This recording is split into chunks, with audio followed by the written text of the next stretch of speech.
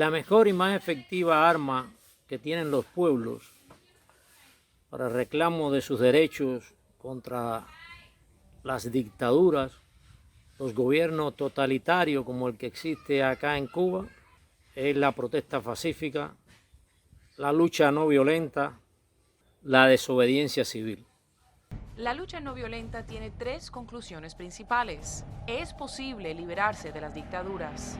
Toma una reflexión cuidadosa y una planificación estratégica. También se necesitará vigilancia, mucho trabajo arduo y una lucha disciplinada. Yo creo que las personas no deben buscar respuestas rápidas y fáciles. Usted no va a llegar muy lejos de esa manera y puede perjudicarse. Jane Char logró concretar 198 reglas de la desobediencia civil, cómo liberarse del totalitarismo e instaurar una democracia con el menos derramamiento de sangre posible. La lucha no violenta, como su nombre lo indica, trata de evitar la violencia, que casi siempre parte del gobierno que implanta el sistema totalitario y antidemocrático, porque ellos son los que tienen las armas, tienen las organizaciones represoras, los paramilitares y ese tipo de organizaciones serviles al poder político exclusivamente. No sirven al progreso de la nación. La violencia siempre trae como consecuencia violencia, odios, rencores, venganzas, enfrentamientos entre hermanos y en consecuencia derramamiento de sangre. En el caso de Cuba, la sociedad civil no ha utilizado realmente, profundamente, los métodos de la lucha no violenta. Son disímiles las causas que han intervenido en todo esto. Los recursos, el control de la información, la prensa y todos los medios de difusión masiva en manos del poder y otras causas. Pero creo que lo que más ha contribuido a que no hayamos expandido dentro de la nación cubana los métodos y formas de la lucha no violenta ha sido la falta de entusiasmo por esta lucha. La mayor parte de la sociedad civil opositora se ha dedicado a formar partidos políticos, tratar de tener membresía en los partidos políticos, sin lanzar un conocimiento masivo a la sociedad en general. No busque que los extranjeros vengan y lo salven, sea cual sea la parte del mundo. En Cuba, el 90% de los cubanos han concebido que vengan los Estados Unidos, que los Estados Unidos invadan a Cuba o otro ejército, no sé de dónde, para obtener la libertad. Eso no es beneficioso para la nación. Ninguna invasión es beneficiosa porque imponen un poder militar. Fidel Castro, en su concepto de revolución, dijo algo aplicable para nosotros. Es emanciparnos por nuestras propias fuerzas. No podemos seguir esperando que venga un gobierno extranjero a liberarnos.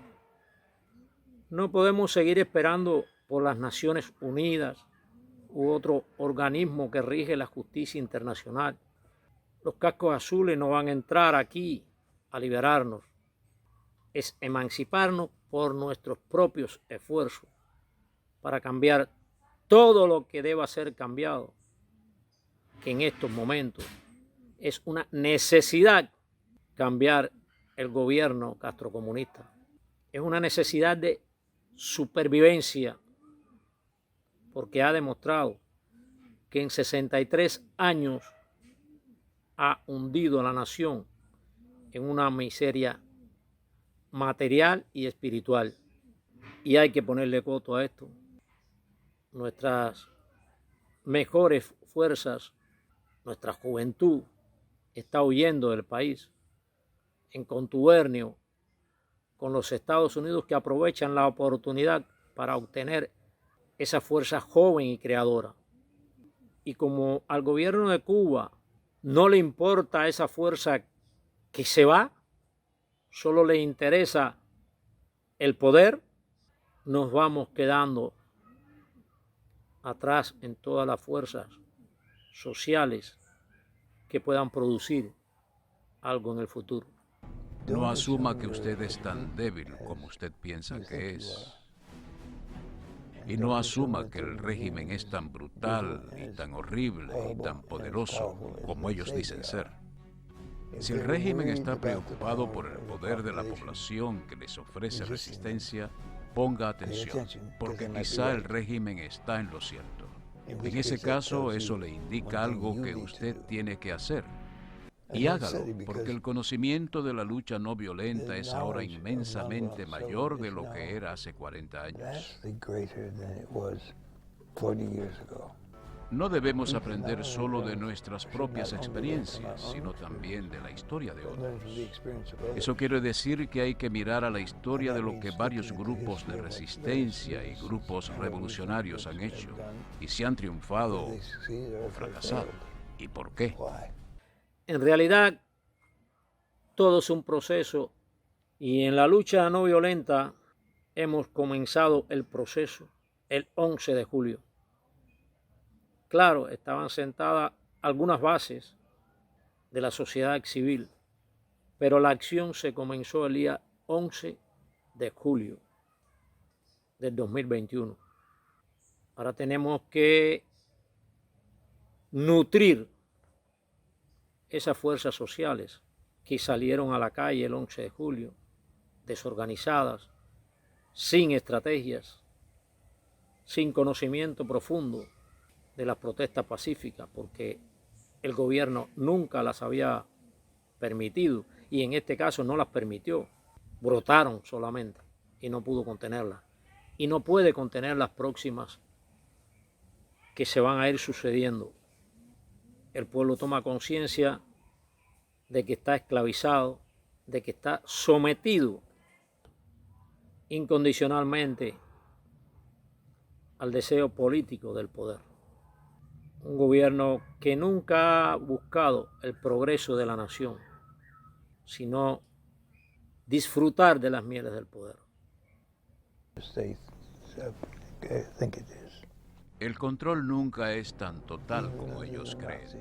Aún bajo el sistema nazi, las personas encontraron maneras de comunicarse. En Noruega, donde yo viví, con la ocupación del ejército alemán, con la inteligencia alemana, la Gestapo, con el gobierno fascista local, ellos no controlaban a la población y la resistencia era realmente fuerte. Ese es solo un ejemplo. Mire a Polonia. No habían tenido un gobierno democrático en muchas décadas. Entonces son ocupados por la Alemania nazi.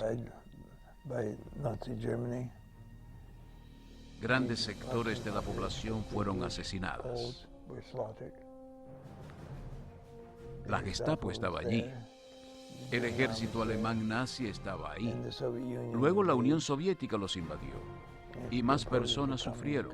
Fueron enviadas a campos de concentración. Pero a pesar de su historia, algunos polacos decidieron que lo que habían hecho antes no era suficientemente bueno. Ahora tenían que escoger otra manera de luchar. Tomó 10 años, pero se liberaron del gobierno comunista. En la protesta pacífica debemos de tener el conocimiento y el convencimiento de que es pacífico, ni aunque el gobierno utilice violencia sobre nosotros. Resistir, pasar por alto las ofensas, las supuestas humillaciones y todo tipo de provocación. No incurrir en las ofensas personales naturaleza y el potencial de las formas de lucha no violentas para socavar dictaduras.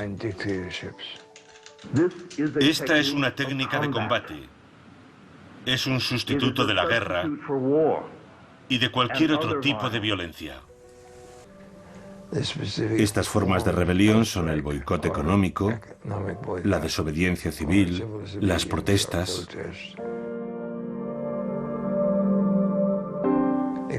Son la contrapartida a los diferentes tipos de armas y bombas militares, a la lucha militar.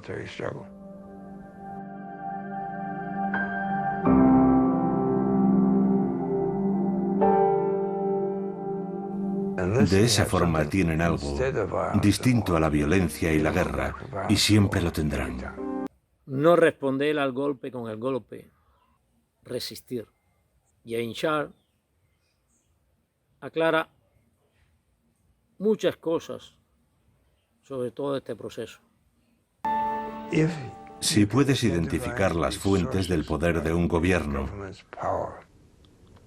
como la legitimidad, el apoyo popular, el apoyo institucional, entonces sabrás de qué depende la existencia de esa dictadura.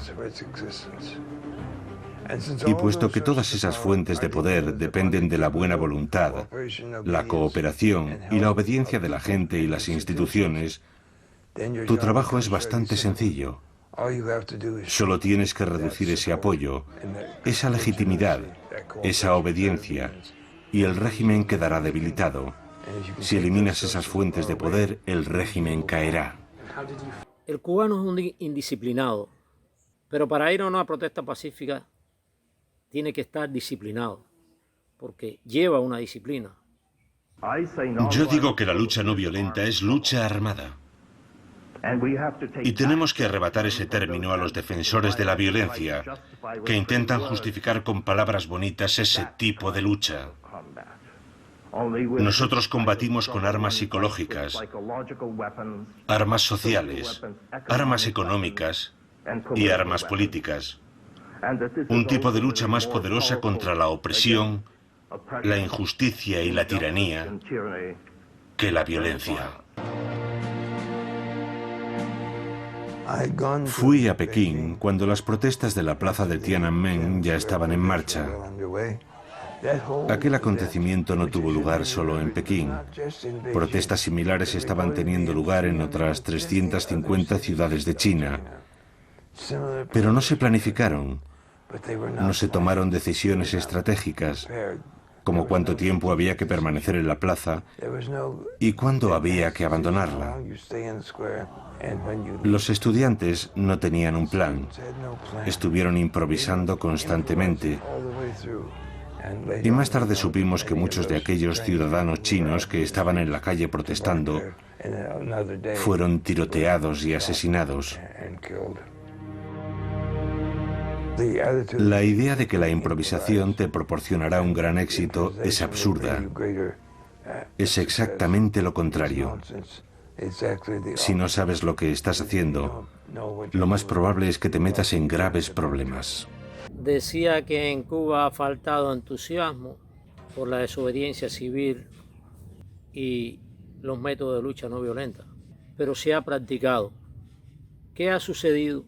No hemos sido perseverantes, constantes en este tipo de educación cívica a la población. Hoy tenemos las redes sociales, pero además de eso tenemos la posibilidad de tener impresoras, cámaras y una serie de posibilidades que no teníamos antes y aún la estamos mal empleando.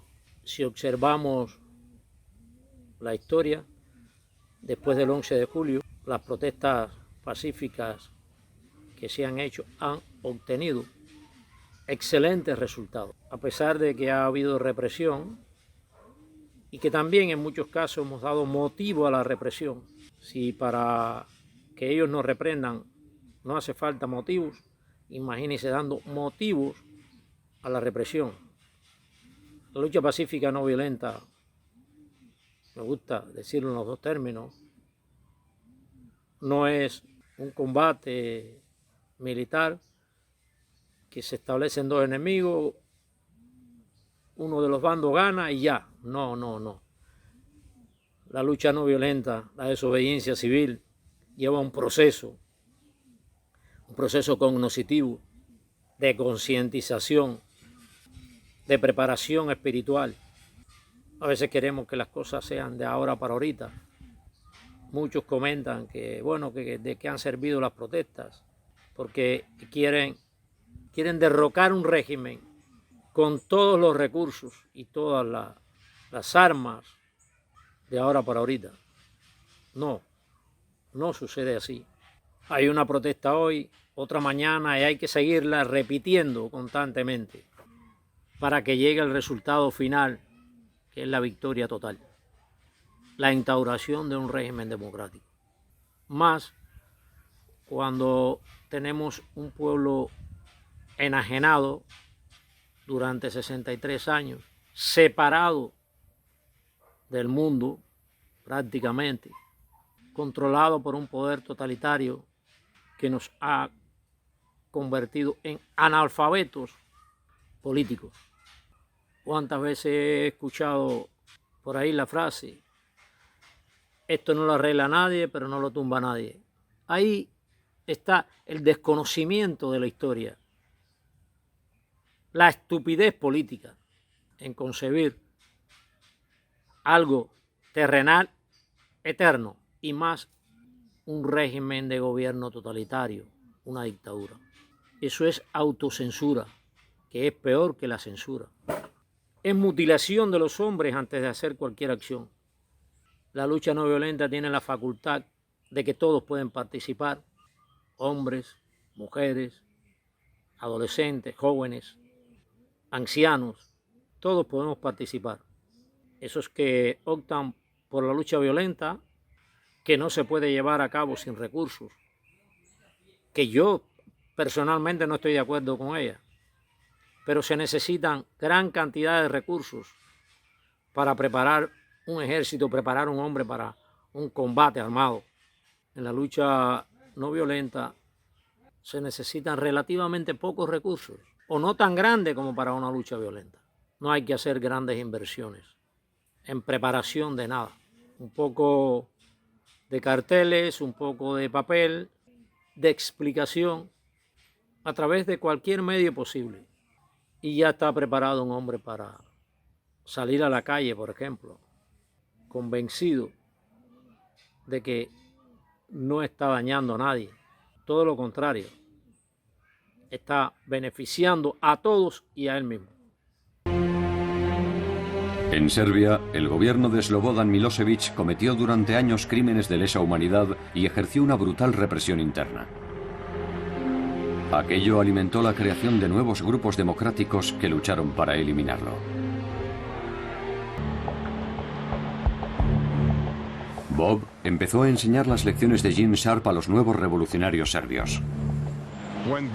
Cuando Bob Helby nos dio La política de la acción no violenta de Gene Sharp, me quedé maravillado y un poco avergonzado por no conocer un libro así, a pesar de que había una traducción al serbio de la dictadura a la democracia que tampoco había leído. Y ver escrito detalladamente en un libro cómo opera el poder, cómo funcionan sus pilares de apoyo y todas esas cosas que habíamos aprendido a base de golpes, fue realmente increíble.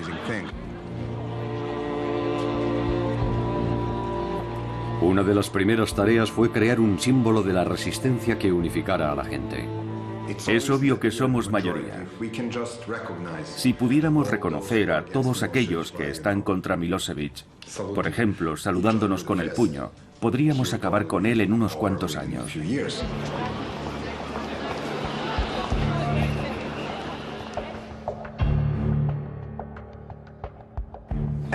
La atomización se produce cuando el régimen intenta hacer que cada individuo en la sociedad sea una unidad aislada. Es una de las principales formas de control de estos sistemas, hacer que la población, que la gente se tenga miedo, que tenga miedo a hablar, a actuar en grupo, que nunca le digan a un vecino o incluso a veces a un miembro de su familia lo que piensan realmente. Al ver el ejemplo de demostración de valentía por parte de otras personas, pasamos a ser nosotros. Y nosotros podemos hacer cosas que yo solo no podría.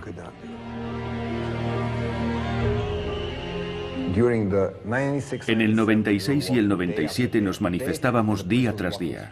La policía nos bloqueaba y cada día éramos menos, porque era muy aburrido seguir en la calle durante el duro invierno. Así que dijimos, ¿por qué no vamos a casa y hacemos ruido desde nuestros balcones?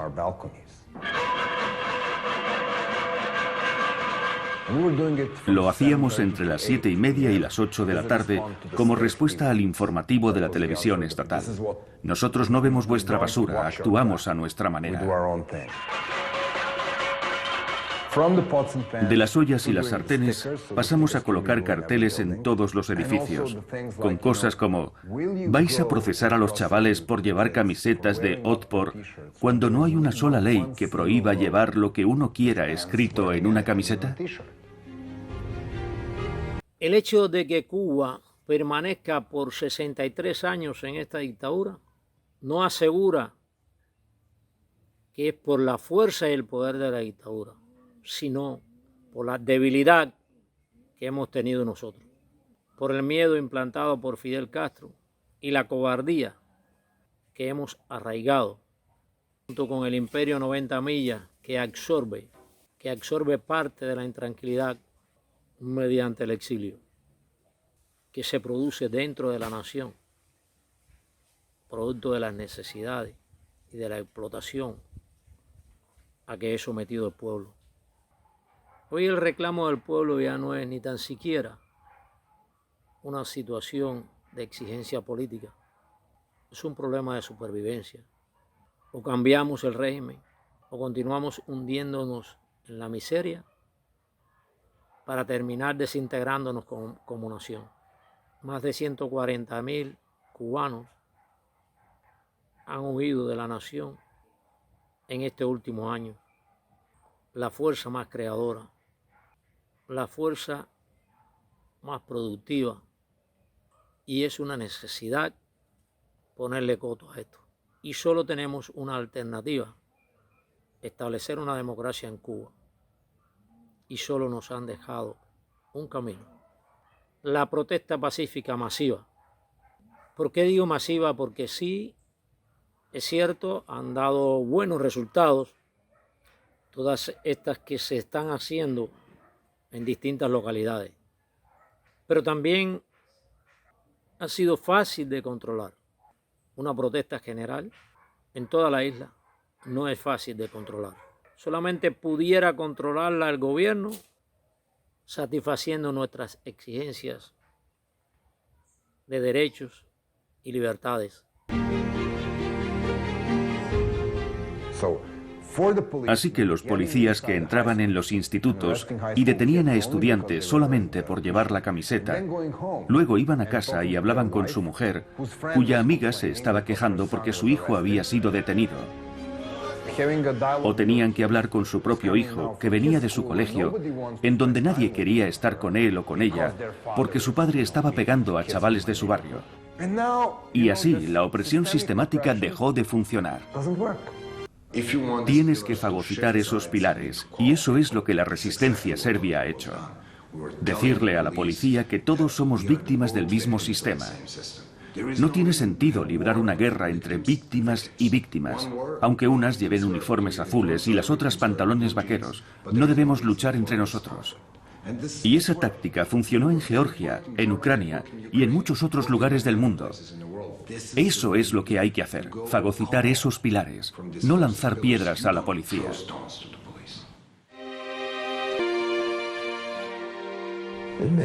Hay mucha gente en situaciones de conflicto a la que le gustaría utilizar la violencia, pero sus adversarios casi siempre tienen muchas más armas militares, más armas violentas que los resistentes potenciales. Si como resistente eliges luchar con la violencia, tu adversario tendrá todas las ventajas, porque estás eligiendo luchar con las mejores armas que él posee. Pero puedes elegir luchar con armas no violentas, que son mucho más difíciles de contrarrestar para tu adversario.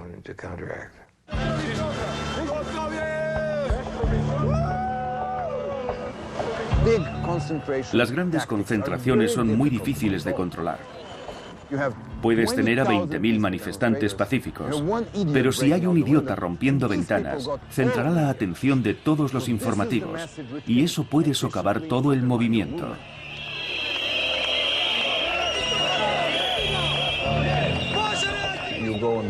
Si estás en una manifestación y existe el riesgo de que la gente sea detenida, ¿qué debes hacer?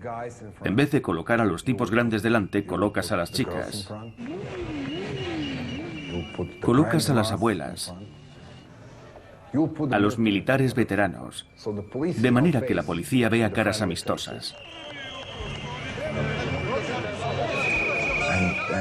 Esa gente llevará flores y banderas y estará sonriente. Así haces la situación menos amenazadora y reduces enormemente las probabilidades de que se produzcan actos violentos. Las últimas transformaciones que se han hecho en estados dictatoriales, en la mayor parte de los casos han sido por métodos no violentos. Y Cuba puede deshacerse de esta dictadura por métodos no violentos.